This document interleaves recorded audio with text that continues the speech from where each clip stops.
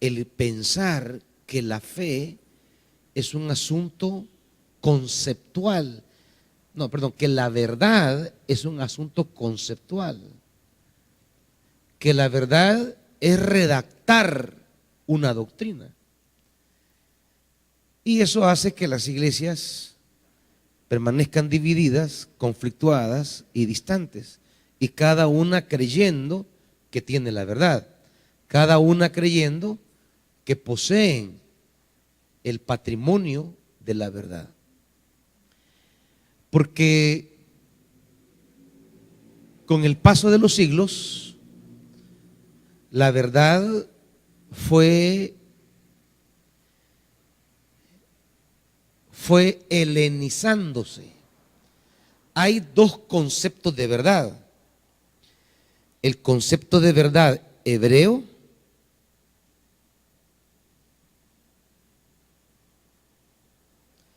el concepto de verdad griego. No es el mismo concepto de verdad. Cuando la Biblia hable de la verdad, no está pensándolo en términos griegos, está pensando en la tradición hebrea.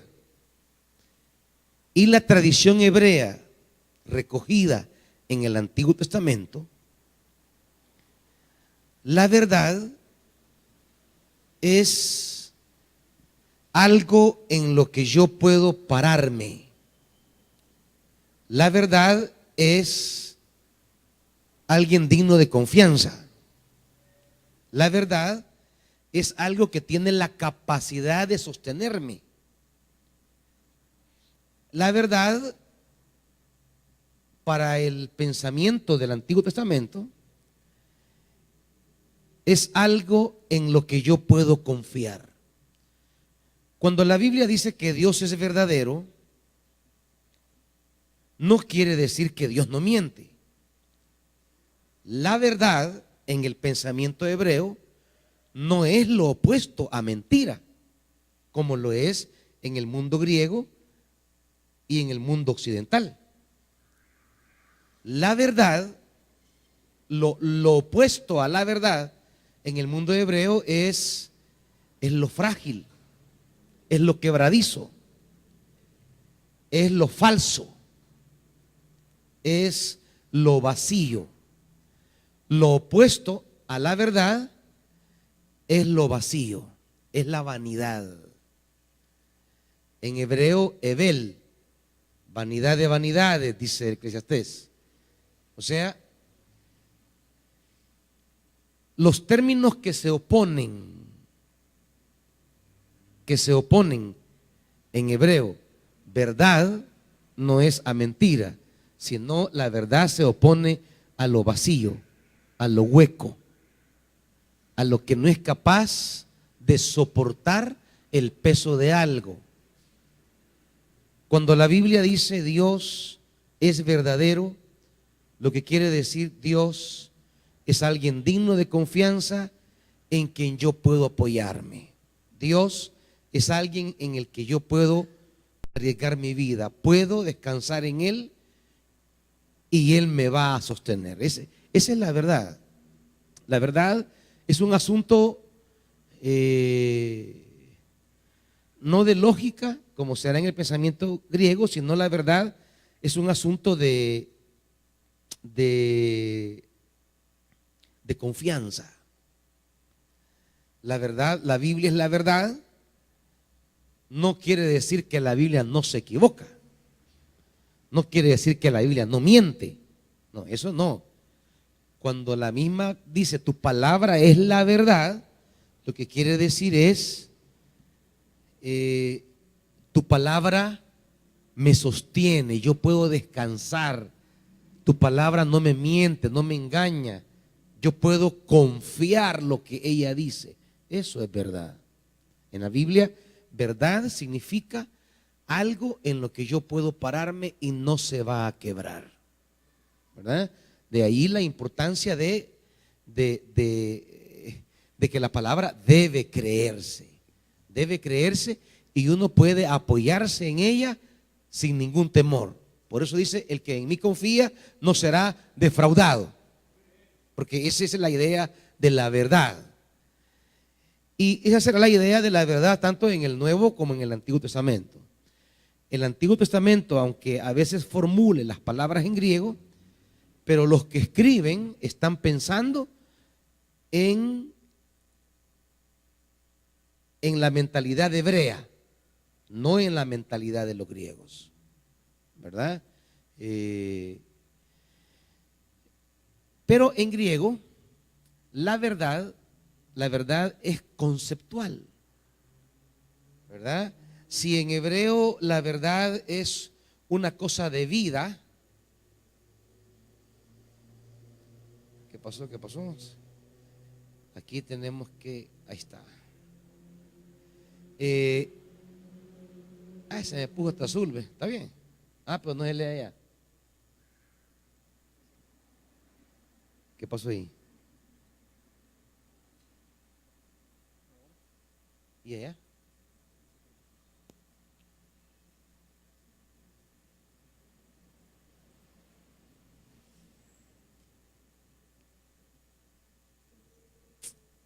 Necesitamos más oración aquí.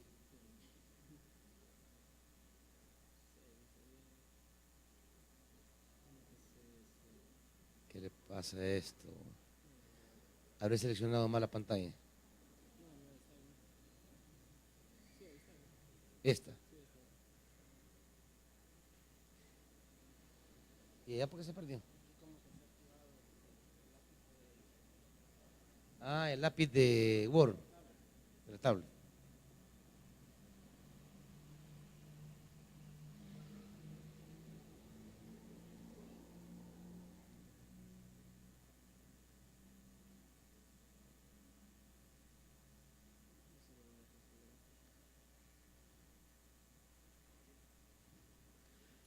Espere que íbamos a manejar esto, hasta van a recibir cuando esté escribiendo.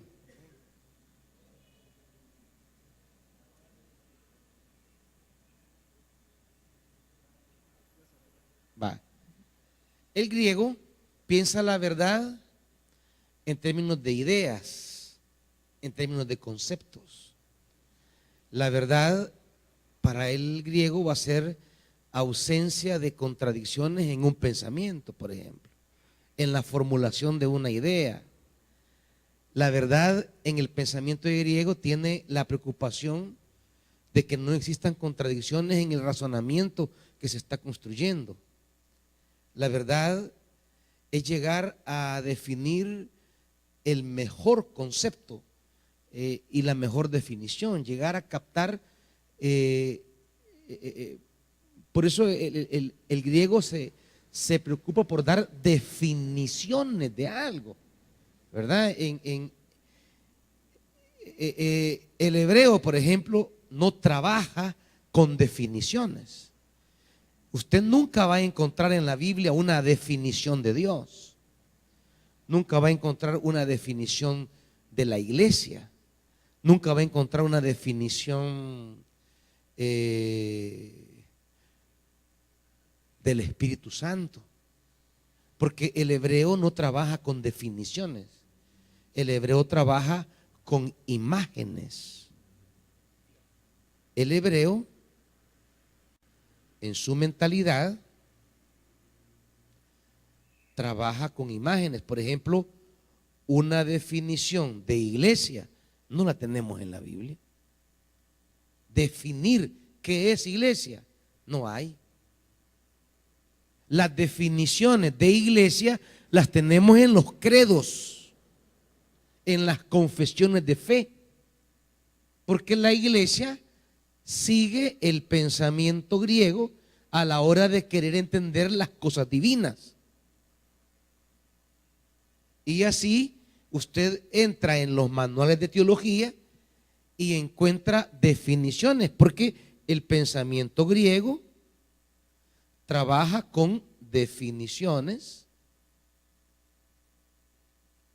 con conceptos, pero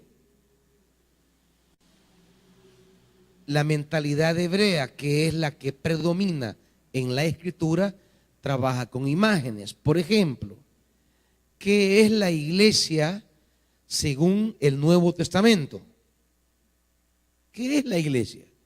¿Qué usan los diferentes autores del Nuevo Testamento para hablar de la iglesia?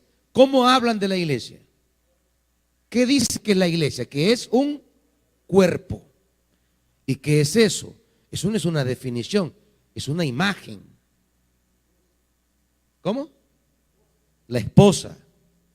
La iglesia como esposa. ¿Qué más? ¿Qué más imágenes usa? Solo dos usa.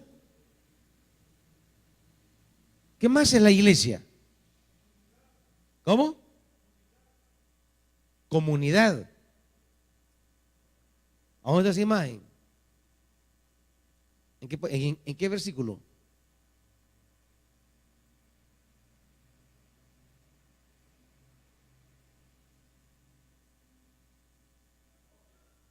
La novia, correcto. La novia. ¿Vale? ¿Cómo? No, la iglesia no es rey, ni reino. ¿Qué otras imágenes usa la Biblia para hablar de la iglesia?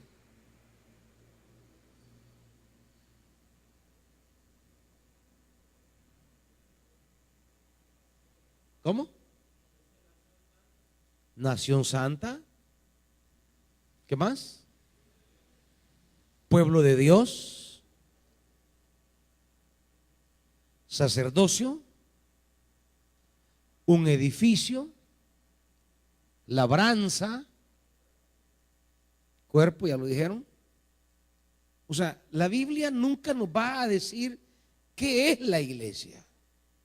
Una definición.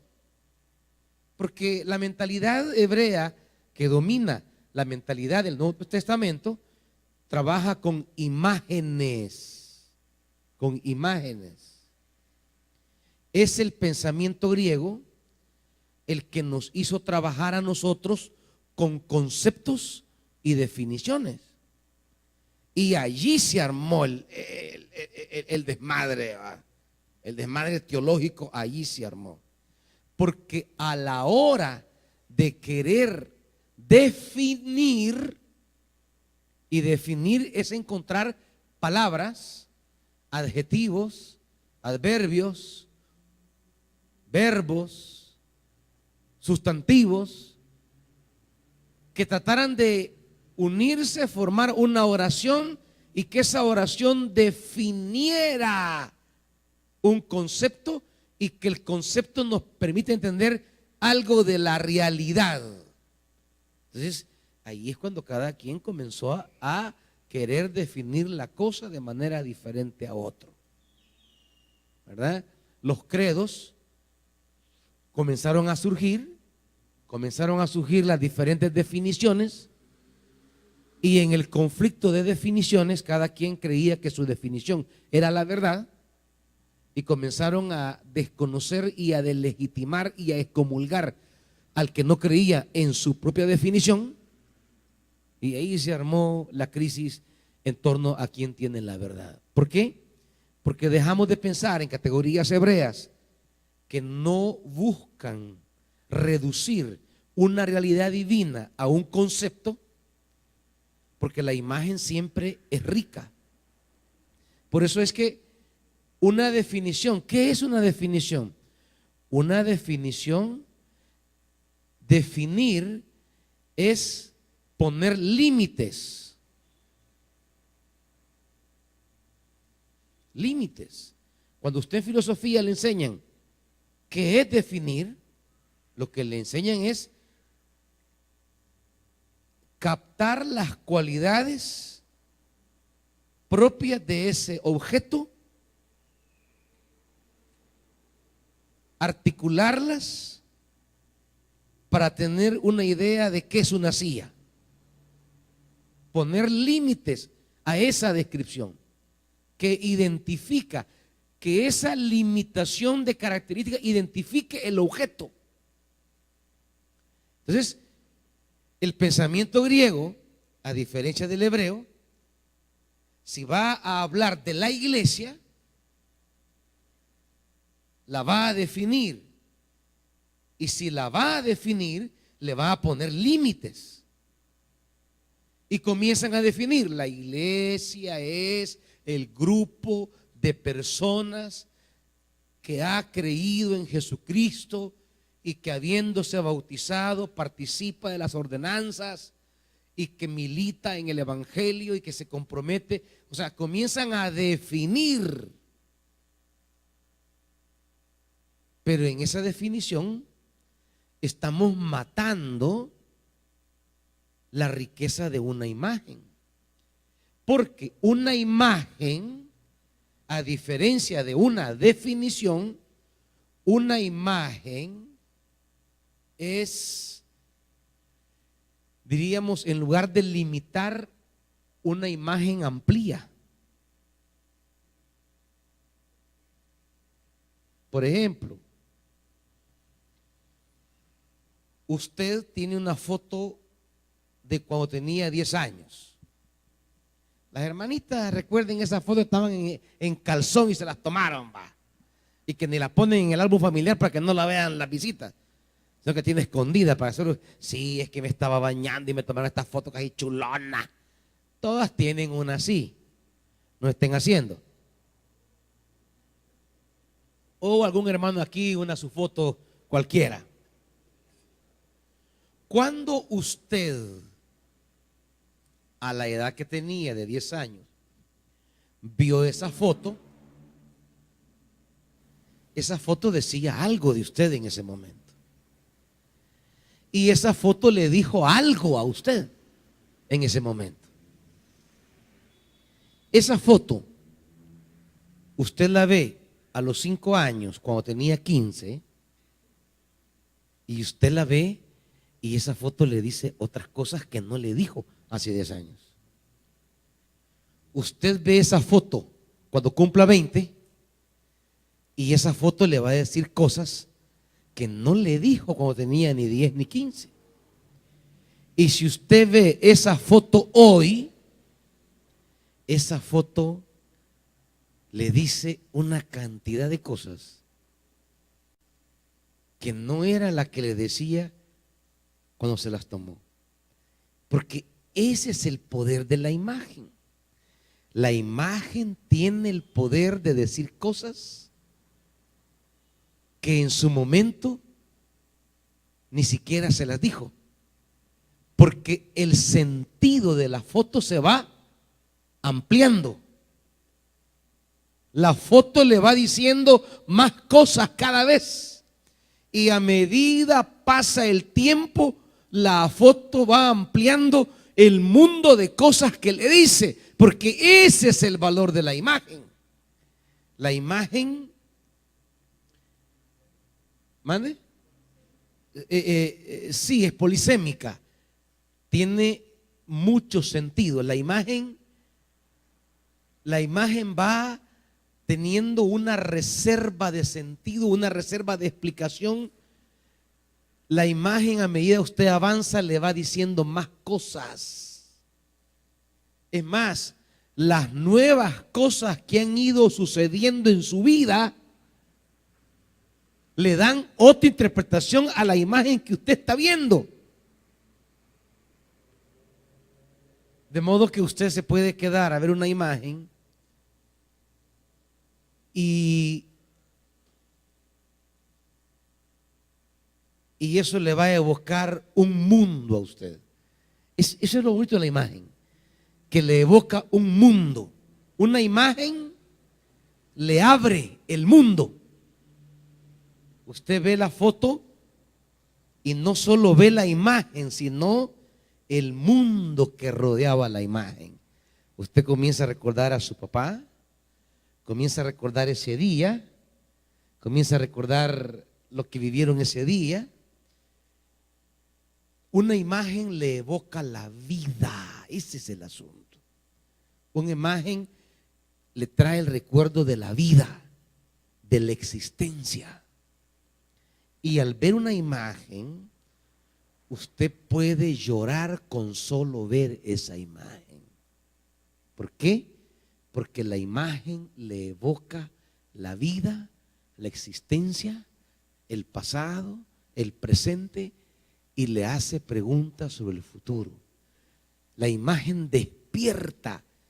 El problema que tenemos nosotros es que la cultura griega nos robó la belleza de ver la vida en imágenes. Fíjense que los cristianos ortodoxos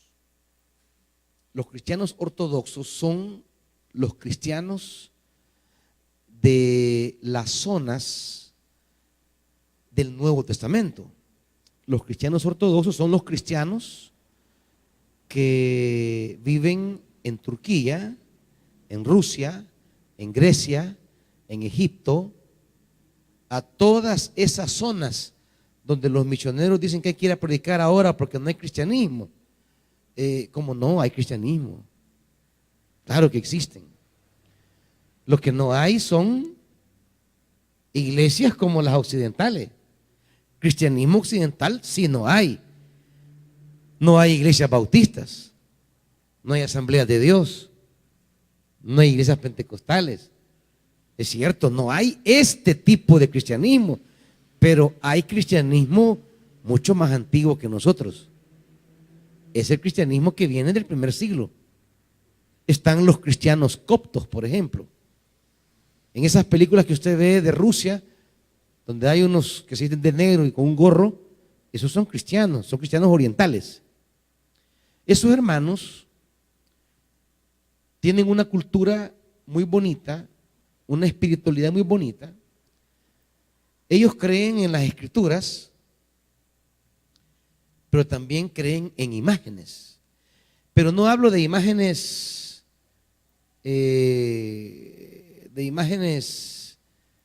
como los que tenemos en los templos católicos. No, hablo de íconos. Íconos que son figuras, imágenes plasmadas en un lienzo. Y hay íconos que son del siglo II, íconos que son del siglo III, antiquísimos. Y los hermanos orientales, algunos llegan a creer que hay íconos inspirados.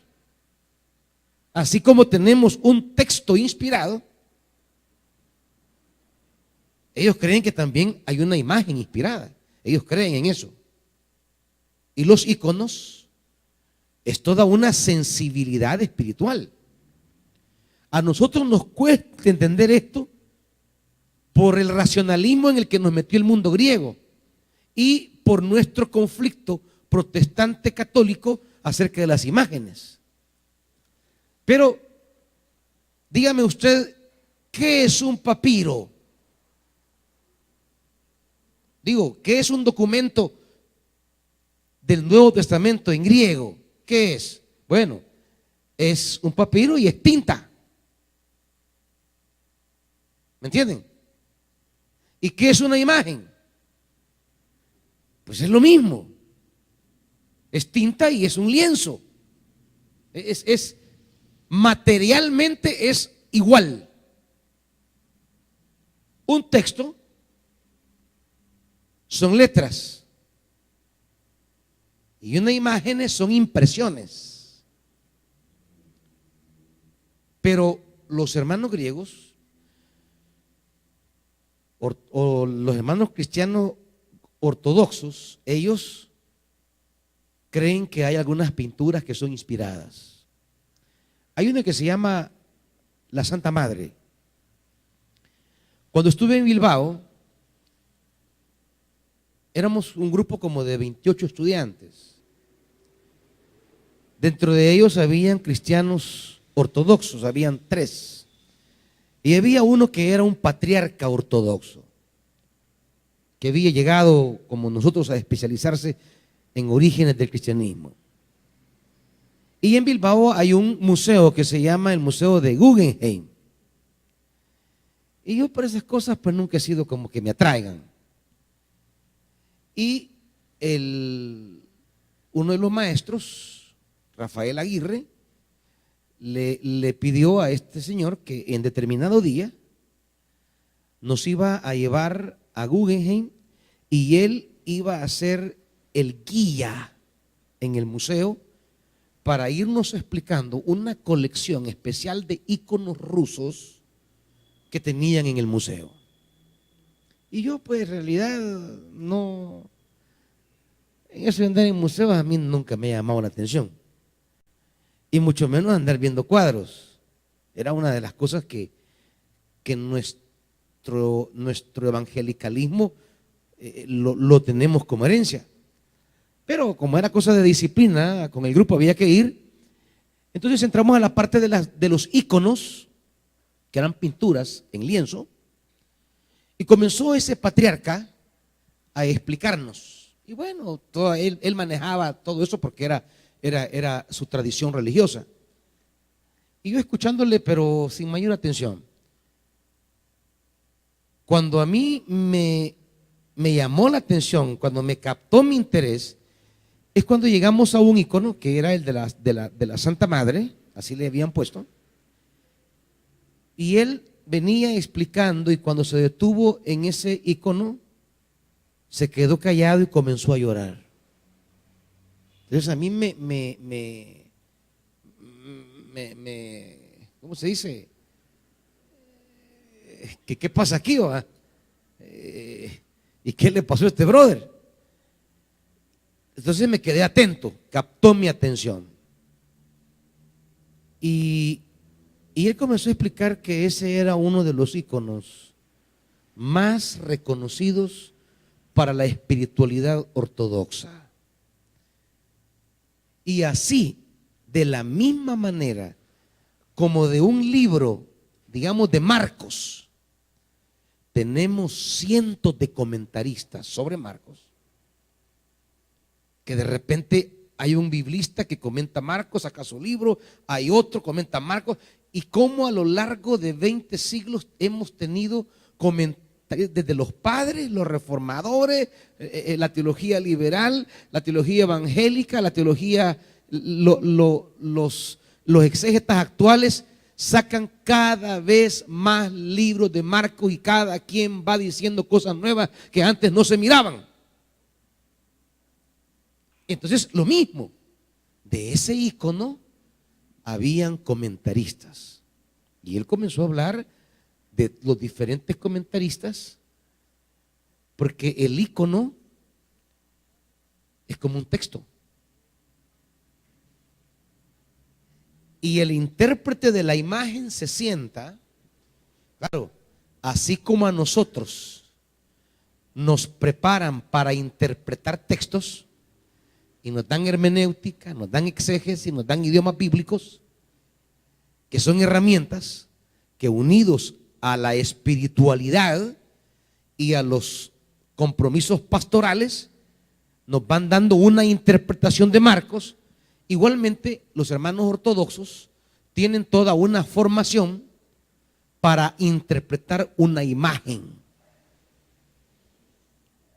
y también creen en la guía del Espíritu Santo para interpretar una imagen, y también creen en las enseñanzas pastorales que le puede dar esa imagen. Y usted dirá, ¿y cómo pueden haber tantos comentarios de una imagen tan limitada?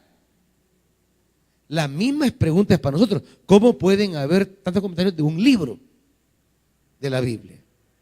Es lo mismo. Entonces, él comenzó a hablarme, y ahí donde yo donde yo entendí qué problema tenemos nosotros, donde yo capté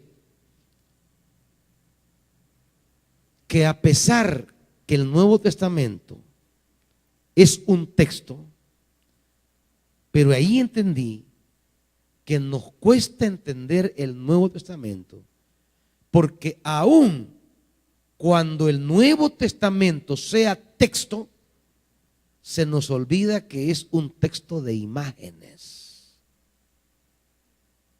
Que aunque el Nuevo Testamento use palabras, las palabras que usa construyen imágenes y a nosotros nos cuesta entender el mundo de las imágenes. Por eso la teología nuestra es conceptual, es de tradición griega y no es de tradición hebrea, no es como la Biblia. Una imagen a usted le dice cosas nuevas cada vez. Una foto, ¿usted tiene fotos de su primer renuevo? Usted la ve hoy y esa foto le dice un mundo de cosas que no le decía cuando se la tomó. Esa foto hoy le dice más. Pero ¿y por qué le dice más? Si es la misma foto. Porque esa foto le habla de su vida. Y su vida ha avanzado, ha caminado, se ha desarrollado. Y toda su vida se va a relacionar con esa foto.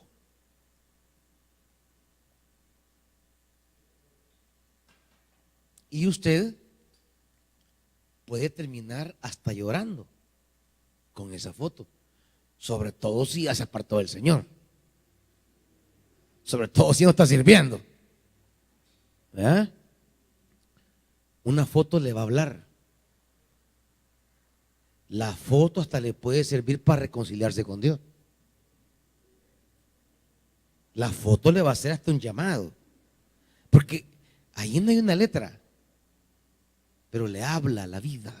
Instrumento de Dios para hablarle. Usted ve la foto de alguien y dice, le voy a hablar. No es posible que esté en pleito con este hermano, este amigo, este familiar. Una foto lo mueve a hacer cosas. Una imagen lo mueve a hacer cosas. Entonces, el poder de la imagen es esa. Y la Biblia es un libro de imágenes, un mundo de imágenes. Y como no tenemos la mentalidad para captar imágenes, entonces nos cuesta entrar al mundo de la Biblia, a la mentalidad de la Biblia. Porque estamos acostumbrados a leer una definición. Vaya, por ejemplo, un accidente. Usted puede tener la impresión de un accidente a través de una imagen o a través del que narró el accidente. ¿Me entienden? Ahora, lo bonito de la imagen es que está allí. Nadie le va a narrar lo que sucedió. Usted va a construir la percepción con lo que vea. La narración del periodista es su narración, no es realmente lo que pasó. Es lo que él entendió que pasó. Y eso es lo que tenemos en el Nuevo Testamento.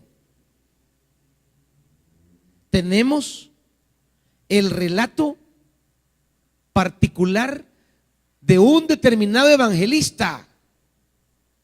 Tenemos el relato de Marcos.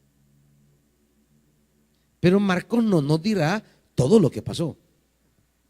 Marcos nos da la parte que a él le interesa tomar del acontecimiento. El acontecimiento llamado Jesús. De la historia acerca de Jesús, él va a tomar lo que él necesita para orientar a su comunidad en la fe. No me va a decir todo. Me va a dar su ángulo, su percepción, su tradición. Y va a poner por escrito las cosas acerca de Jesús de Nazaret, que son las que le interesan para exhortar a la comunidad a una determinada orientación espiritual. Lucas tomará de esa narración, de ese acontecimiento, de ese hecho llamado Jesús, va a tomar lo que él quiere expresar, resaltar, a fin de orientar a la comunidad en que vive en el momento que está él queriendo llevarla a determinado propósito. Ningún evangelista va a narrar todo, ninguno. Cada uno va a narrar su propia versión. Por eso decimos evangelio según, me dice pues, aunque no es inspirada esa frase, pero se debe aclarar. Evangelio según Mateo. No es el evangelio, es según Mateo. O sea, tal como Mateo lo percibe, lo que a Mateo le interesa, cómo él lo estructura y cómo él se lo presenta a la comunidad para responder a las necesidades particulares de su propia comunidad, que son necesidades distintas a la comunidad a la que fue dirigido Marcos o a la que fue dirigido Juan. Por eso dice evangelio según. Es la explicación del evangelio que me da un determinado autor para una determinada necesidad en una comunidad específica. El acontecimiento de Jesús fue mucho más amplio y Juan lo dice al terminar su evangelio. Si todas las cosas que él hizo y él dijo se escribieran, no alcanzarían los libros en el mundo para ponerlas por escrito, pero estas se han escrito para que, conociéndolas, puedan creer. Entonces ya el evangelio le dice a usted que lo que tiene como evangelio es una selectividad.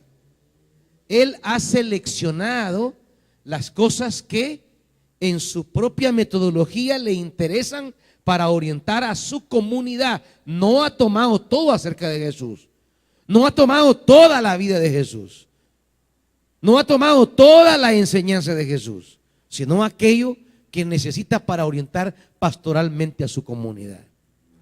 Entonces, a la hora de definir la iglesia, la verdad, se encontró con ese problema que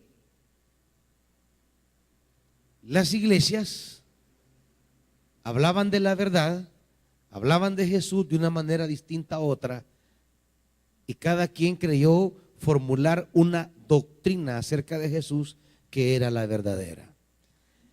La primera conclusión que debemos entender nosotros, hermanitos, es que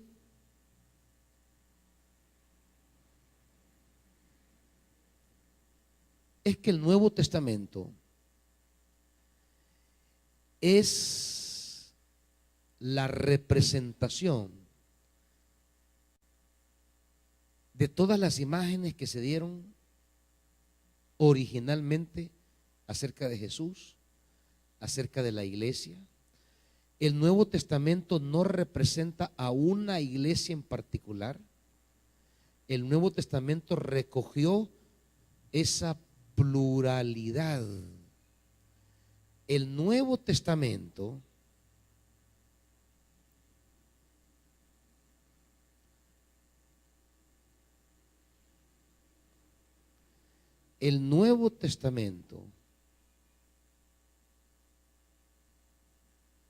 recoge, digamos, la pluralidad. ¿Qué es la pluralidad? El Nuevo Testamento recoge todas, diríamos, las corrientes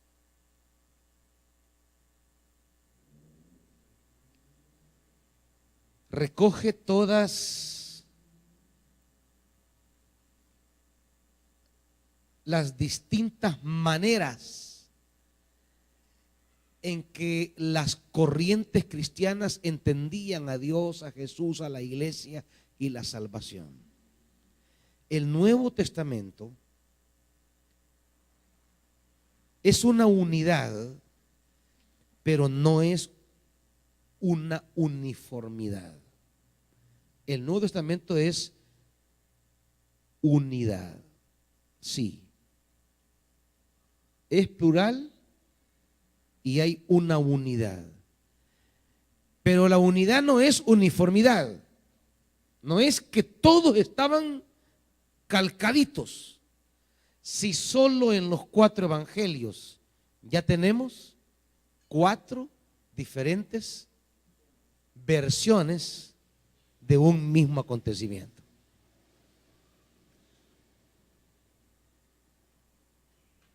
Comunidades distintas a las cuales quería responder el evangelio, la obra hecha en Jesús. Dios estaba en Cristo reconciliando al mundo. Esa, digamos, es una verdad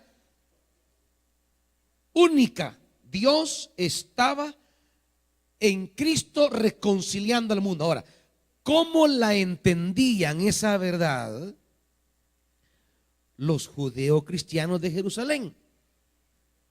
¿Cómo la entendía esa verdad la comunidad mixta de Antioquía?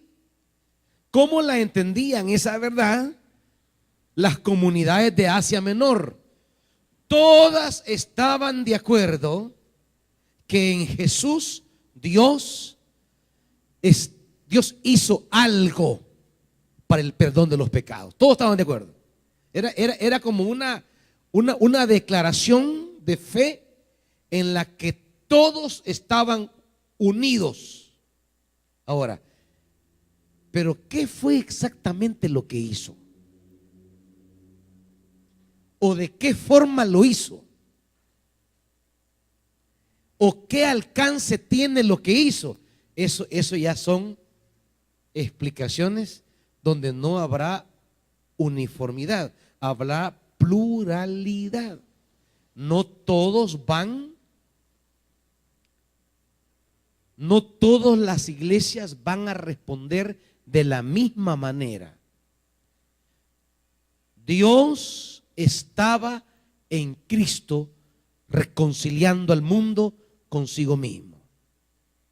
Ahora, ¿quién es ese Cristo en quien Dios nos estaba reconciliando? Las iglesias de Jerusalén van a pensar de una manera. Pedro y todo el judeo-cristianismo en Jerusalén, ellos nunca van a pensar que Cristo era un Dios. Imposible. Su mentalidad hebrea de un monoteísmo rígido y absoluto no les permitía pensar así. Con que Pedro se resiste a ir a comer con gentiles, o sea, una cosa de mesa y de cultura, mucho menos hablando de Dios. Pensar que Jesús de Nazaret era Yahvé que los liberó, eso era inconcebible para un judeo cristiano, era imposible. No les es permitido, es un monoteísmo estricto.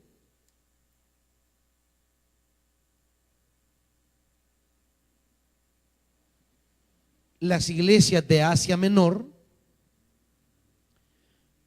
con una mente más flexible para pensar en figuras humanas divinas, ellos van a desarrollar una cristología con rasgos divinos.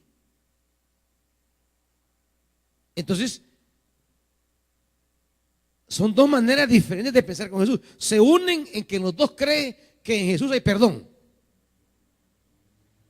Pero acerca de quién es Él, habrá diferencia. ¿qué salvación o qué perdón es el que en Jesús obtenemos? También habrá diferencias. Porque la iglesia de Jerusalén va a creer firmemente que lo que Dios hizo en Cristo Jesús en la cruz no anula la ley. Y que las exigencias de la ley y la circuncisión más bien son preámbulo para reconocer la salvación de Dios en Cristo. Es más, ellos van a pensar que la aceptación de Jesús y la salvación que Él obró en la cruz es el clímax de lo que ellos ya practican, de lo que ellos ya son. Y por tanto, la iglesia de Jerusalén va a exigirle a los gentiles que se deban bautizar, que se deben circuncidar y guardar la ley para recibir lo que Dios en Cristo hizo. Eso lo va a creer la iglesia de Jerusalén. Esa de Hechos 2. Las iglesias de Asia Menor, lideradas por Pablo, en su estadía en Corinto y en su estadía en Éfeso, ellos no van a creer eso. Ellos van a decir que la salvación que Dios le da a los gentiles no exigen en modo alguno el cumplimiento de la ley. Y que el gentil puede salvarse solo por la fe en Jesús, sin pasar por toda la normativa de la ley, de la Torá. Ahí tenemos dos ideas de cómo la salvación se va a llevar a cabo. Ahora, la idea central, lo que le da unidad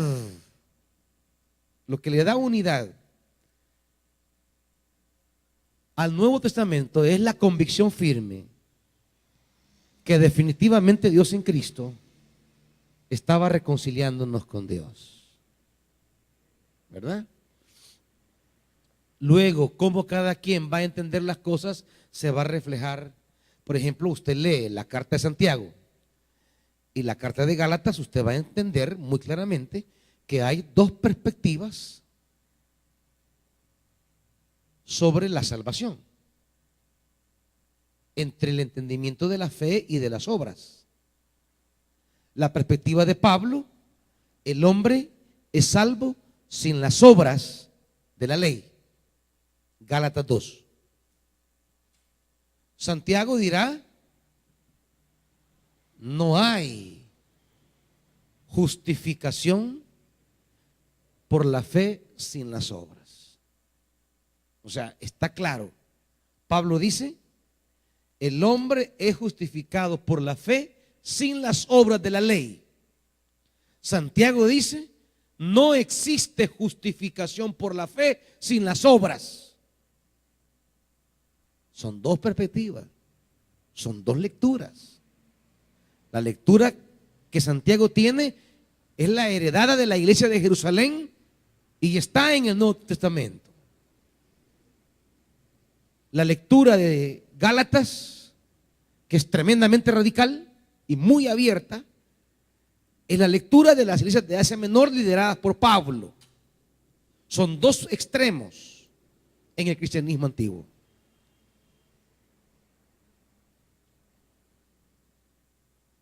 Y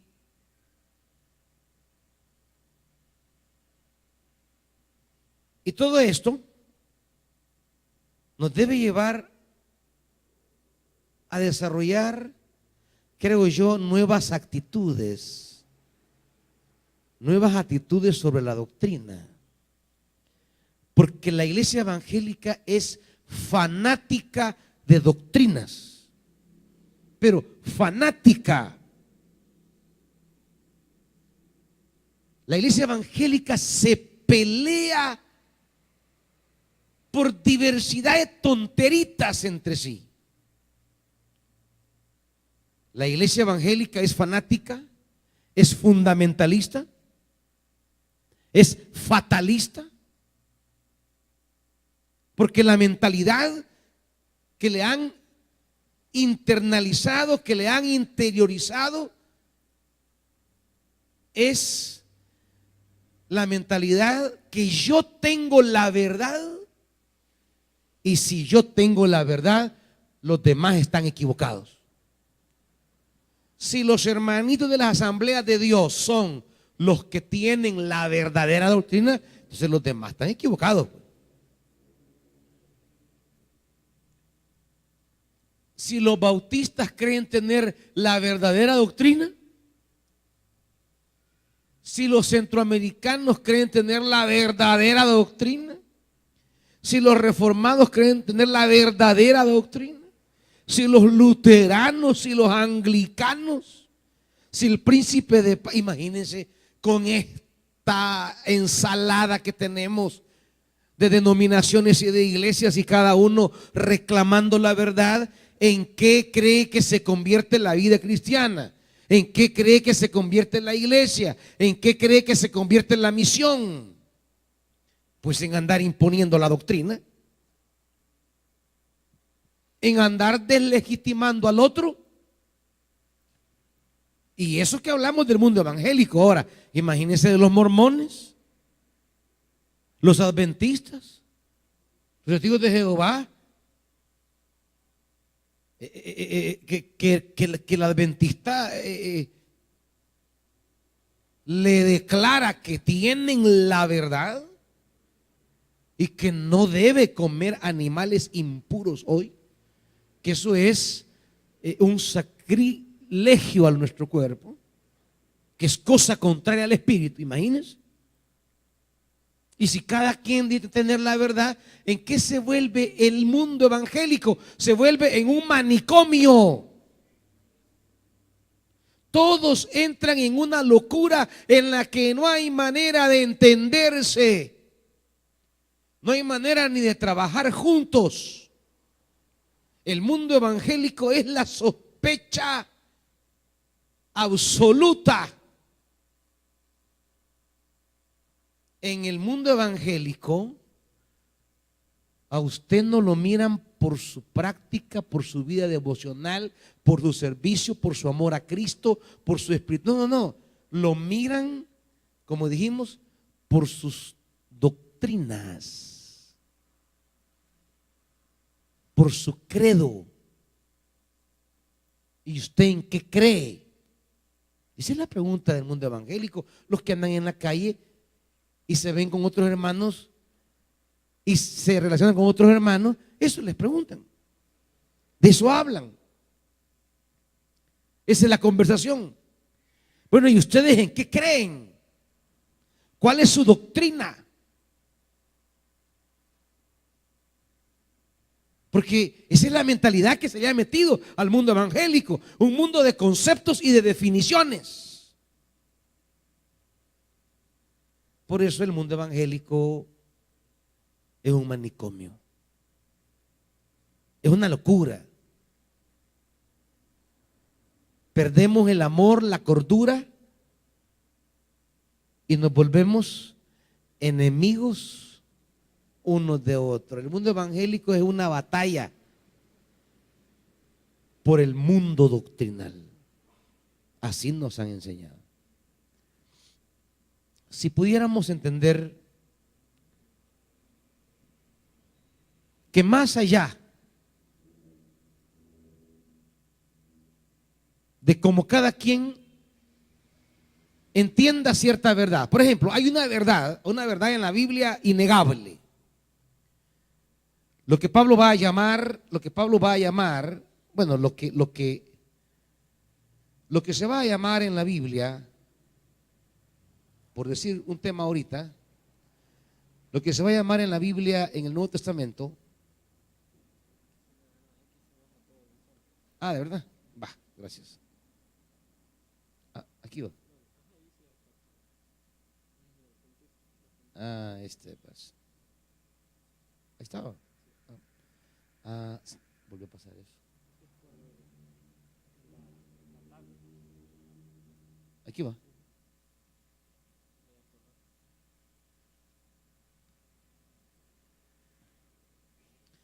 Tenemos, por ejemplo, la doctrina, la venida del Señor.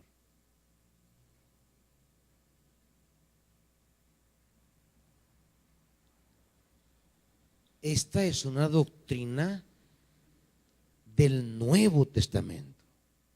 Eso lo van a repetir las páginas del Nuevo Testamento de manera constante, de manera clara. Pablo llegará a decir que es la esperanza bienaventurada, la venida del Señor. Ahora,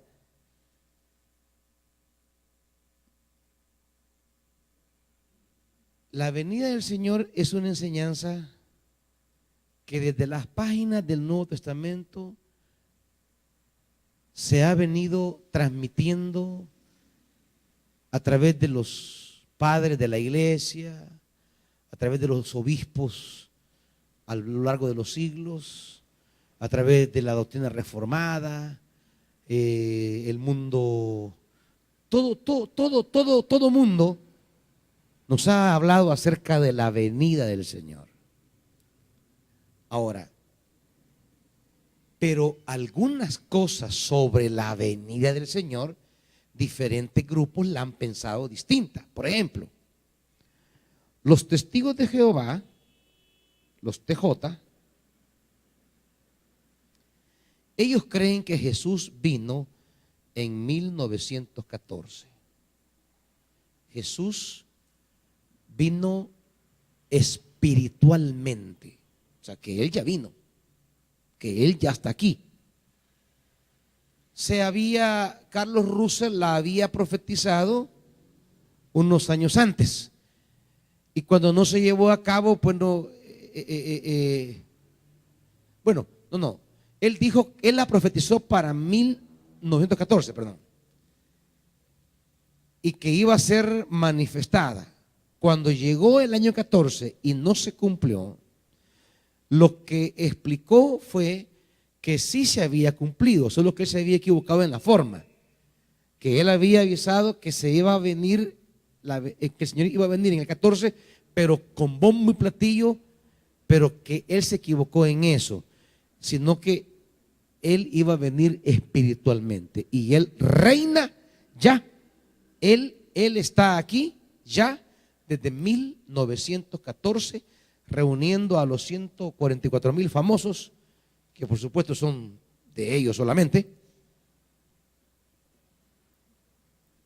Que esos 144,000, pues no cree usted que va a estar usted ahí.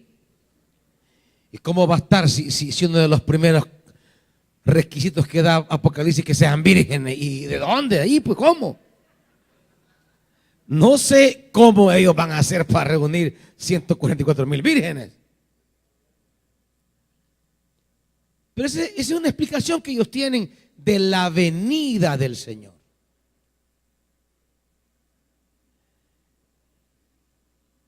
Un grupo de los hermanos libres en Inglaterra llevó una doctrina a Estados Unidos a finales del siglo XIX, allá por 1880, que se instala en Estados Unidos esa doctrina, y que fue recogida por un sector de los hermanos puritanos, que se va a llegar a llamar esa doctrina el dispensacionalismo.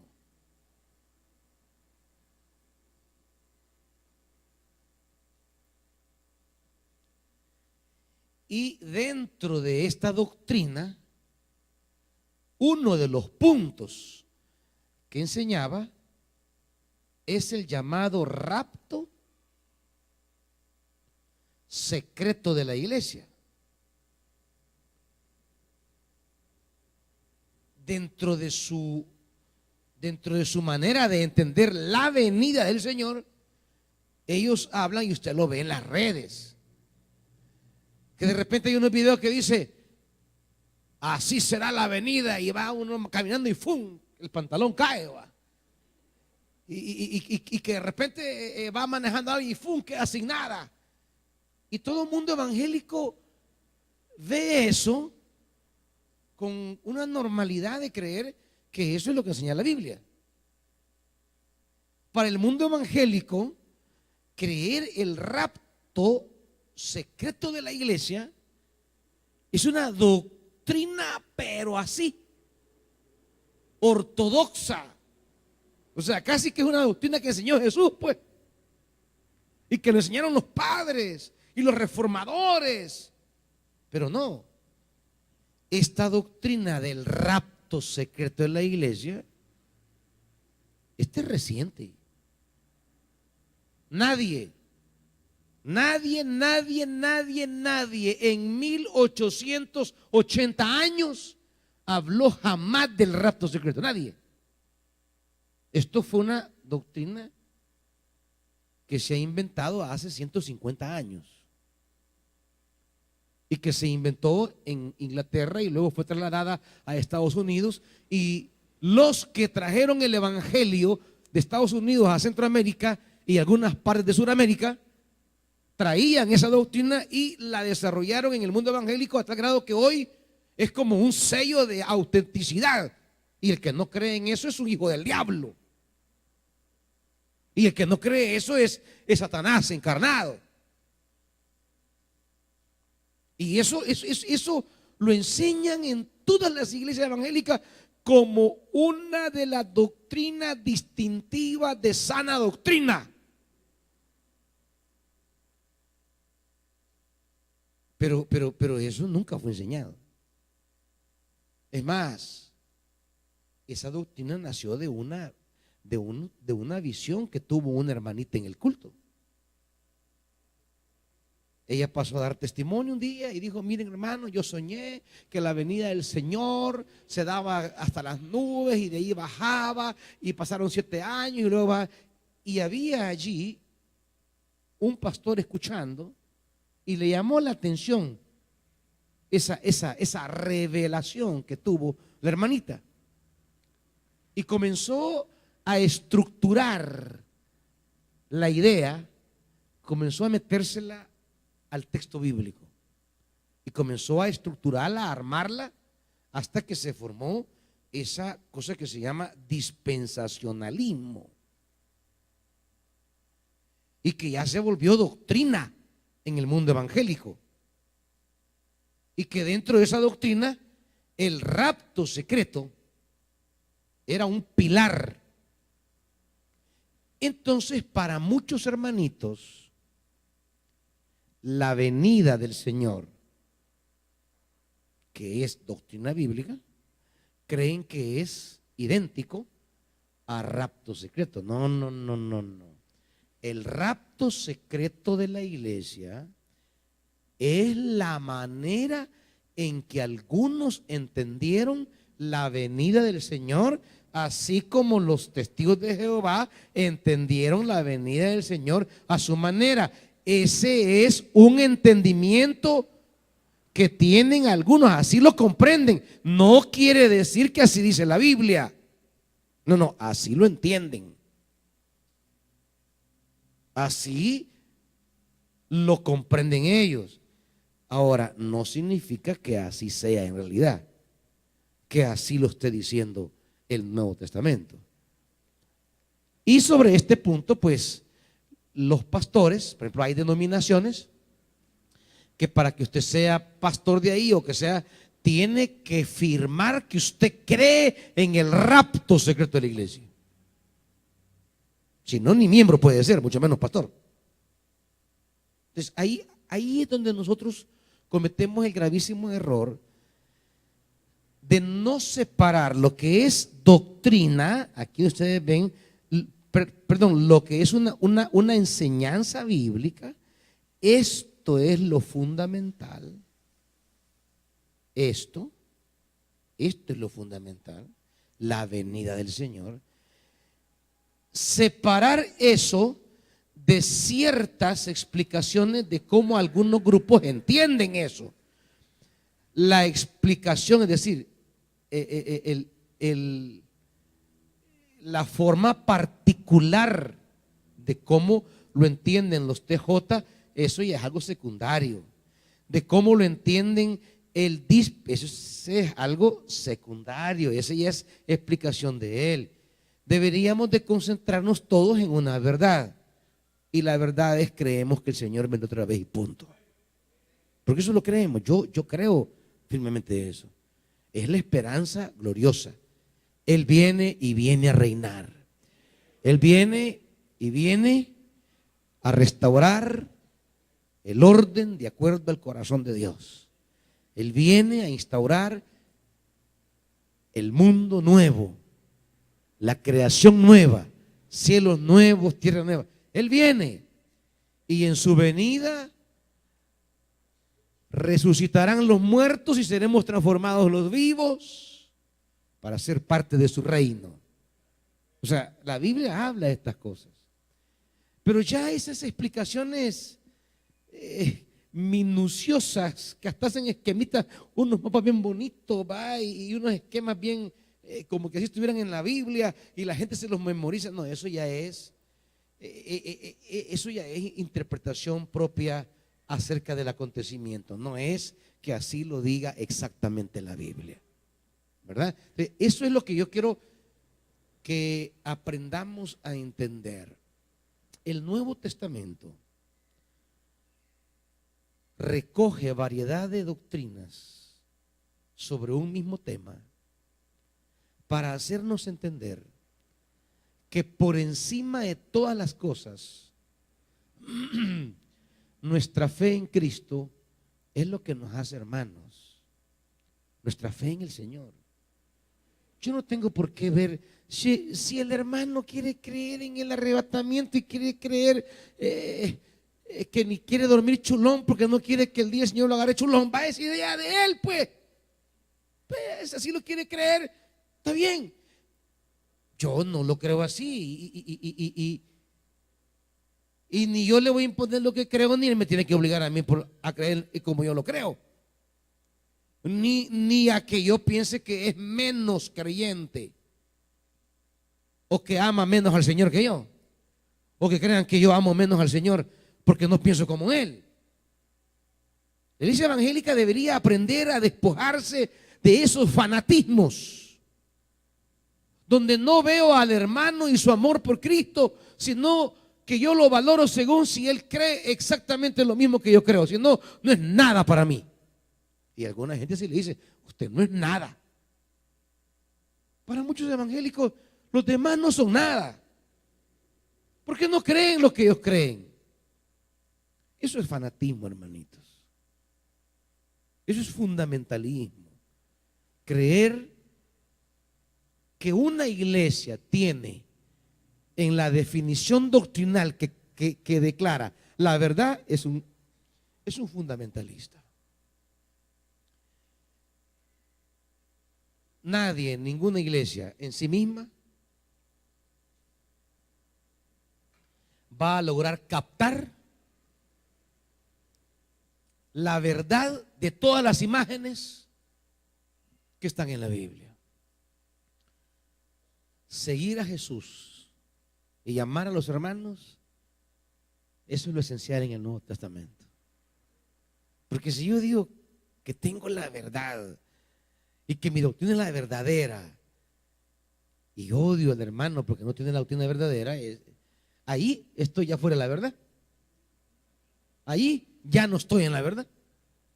Ahí el dogma no sirve de nada. Y este es el problema que tenemos en el mundo evangélico. ¿Preguntas hasta aquí, hermanitos?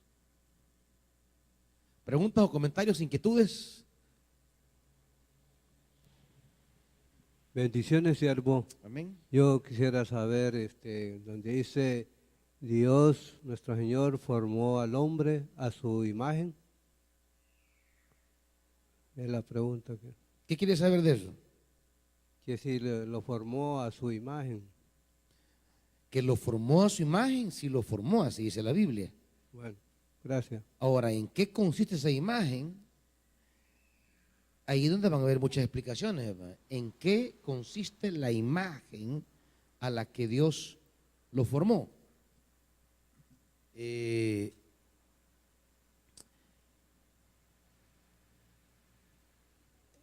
Claro, no podemos pensar en que haya una imagen física de Dios. No somos imagen en el aspecto corpóreo. No somos imagen en el aspecto material. Somos imagen de Dios en la medida que llevamos en nuestra humanidad ciertas realidades divinas. Digamos, no hablemos como de sexualidad, hablemos de lo femenino y lo masculino como realidades humanas. Esas realidades, las características de ser masculino y de ser femenino, todas esas están en Dios. No hablo de órganos, hablo de lo, ¿cómo diríamos? ¿Cómo le podríamos llamar a eso masculino, femenino? No a nivel biológico, sino a nivel de persona, a nivel de ser, ¿verdad? ¿Qué es lo masculino? ¿Qué es lo femenino?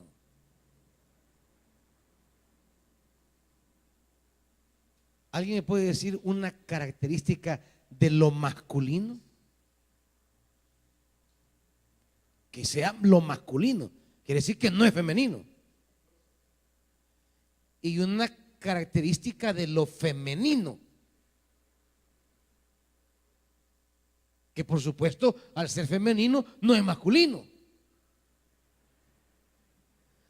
Y claro, los órganos van a ser solo la expresión externa de esa distinción, pero que va más allá de eso. Va mucho más allá de eso. Los hombres desde la antigüedad han tratado de diferenciar, más allá de lo femenino, más allá de lo físico, ambas categorías, ¿verdad? El hebreo, como el hebreo no lo puede hacer a partir de abstracciones como lo hacemos nosotros, el hebreo lo hace a partir de ideas concretas. Por ejemplo, una acción muy femenina, ¿cuál es? ¿Cómo? Llorar también es masculina. No, una que no puede hacer el hombre. Tener hijos, por ejemplo. Y dentro de tener hijos, amamantar. Va. En la Biblia, una acción femenina es amamantar, dar de pecho. Eso no es masculino en la Biblia. Y no es en la Biblia, tampoco lo es hoy. Por más que le chupen ahí la chicha, hermano Miguel, no le va a caer una gota de leche. ¿Verdad? No hay manera, pues.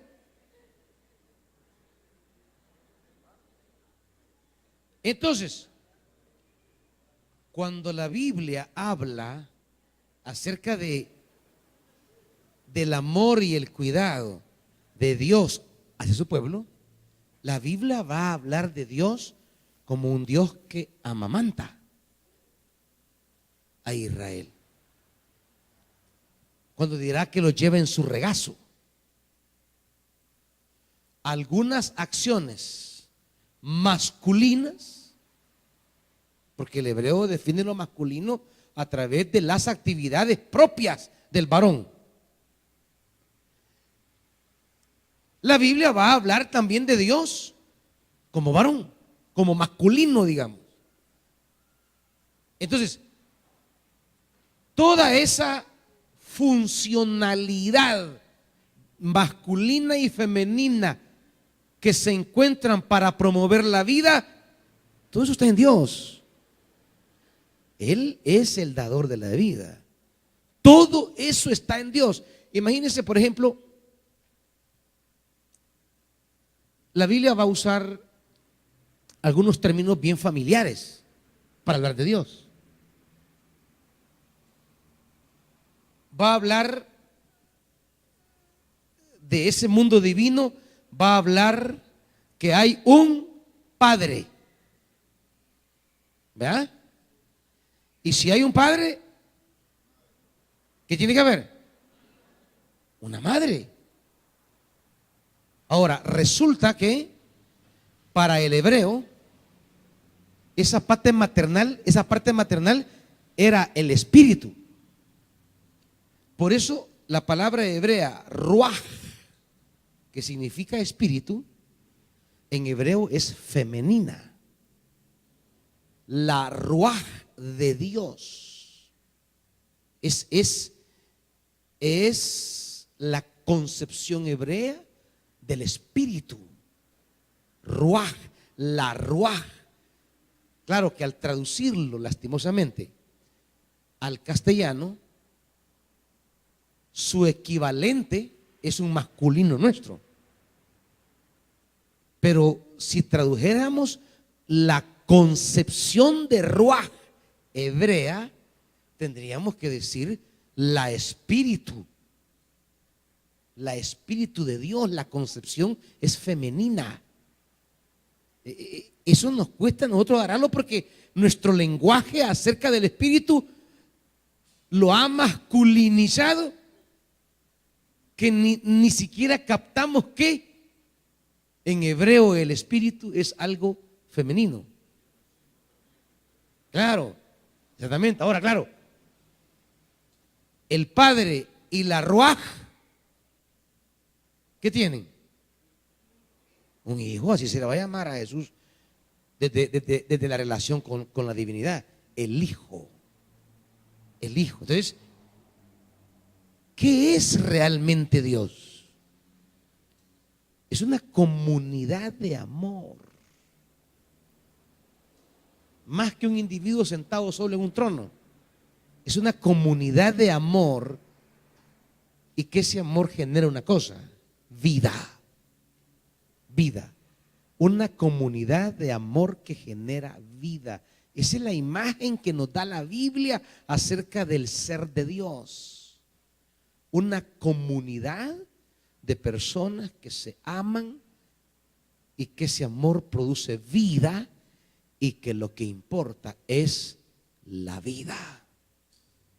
Eso es esencial a la hora de entender a Dios: el amor y la vida.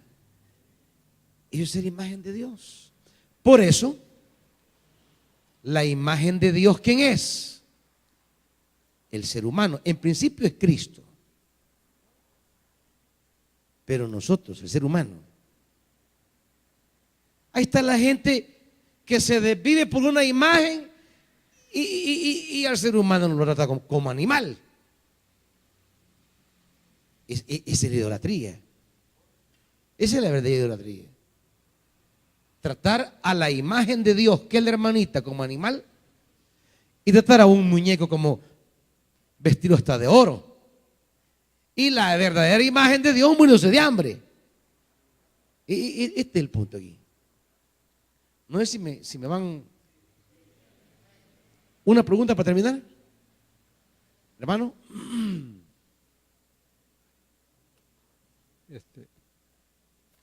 Bendición. Yo quiero hacer otra preguntita. ¿Las definiciones griegas son subjetivas? Sí, toda definición es Gracias. del que la construye. Es su definición.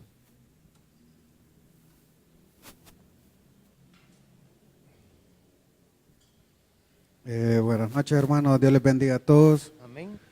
Para el pastor, una pregunta. Dígame. Para todos, bueno, hasta para mí me pareció rara, extraña poderla ver en internet, que decía en cuestión a la palabra Lucifer. ¿Está en determinio que es el enemigo o es un lucero brillante ante los ojos de Dios? Etimológicamente solo es un lucero. Es alguien que es portador de la luz. Nada más, eso es etimológicamente. Ahora, el uso que se hará de la palabra posteriormente, ese ya será relacionarlo e identificarlo con Satanás. Pero ese será un uso de la tradición eclesial. No le viene dado por la etimología.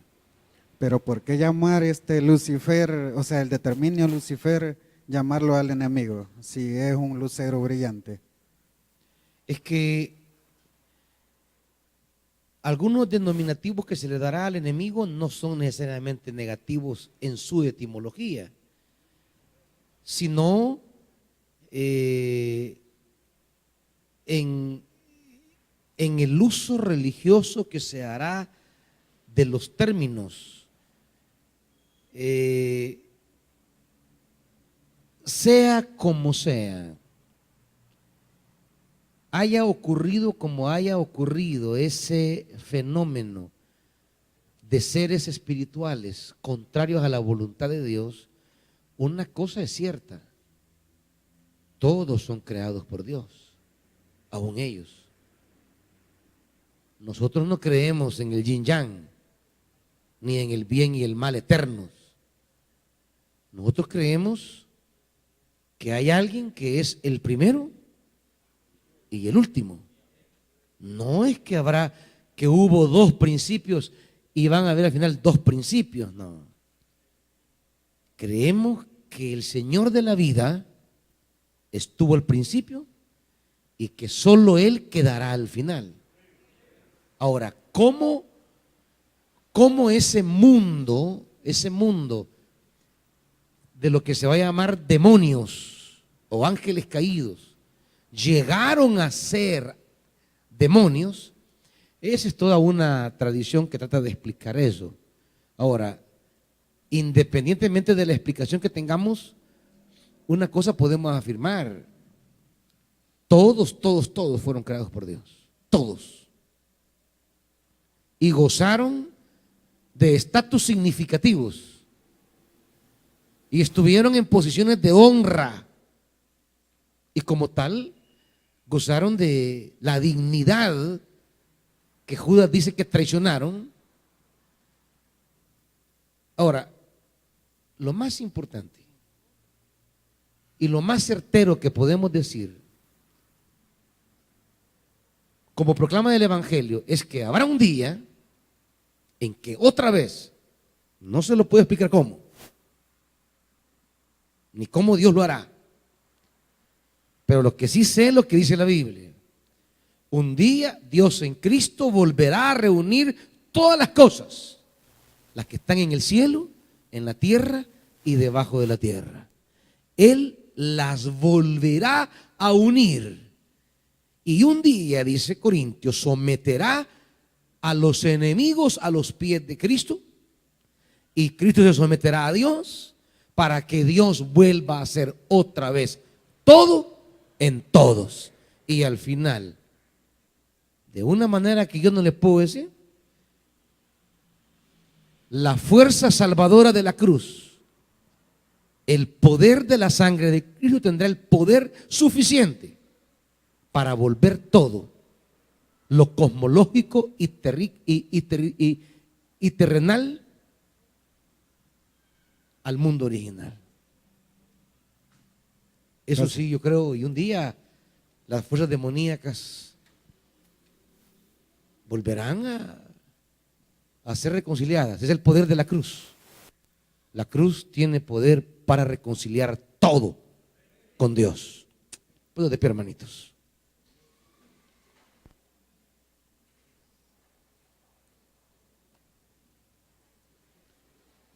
El evangelio que predicamos tiene poder, iglesia.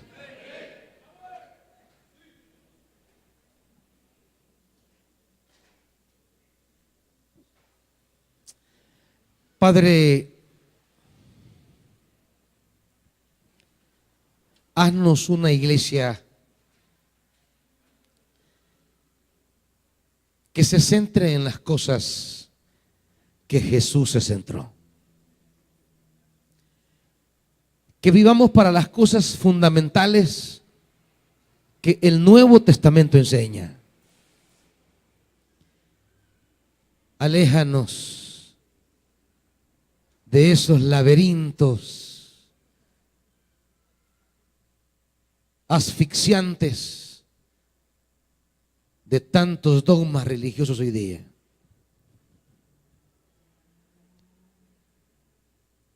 Permítenos seguir, servir a Jesús de Nazaret y hacer la misión que Él hizo.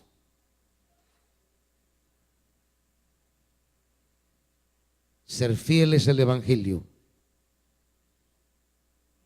como poder de Dios para cambiar la vida humana. Bendice a cada predicador que con autoridad, alegría y libertad predique tu palabra a tiempo y fuera de tiempo. Acepta lo que tu pueblo trae en el nombre de Jesús. Amén.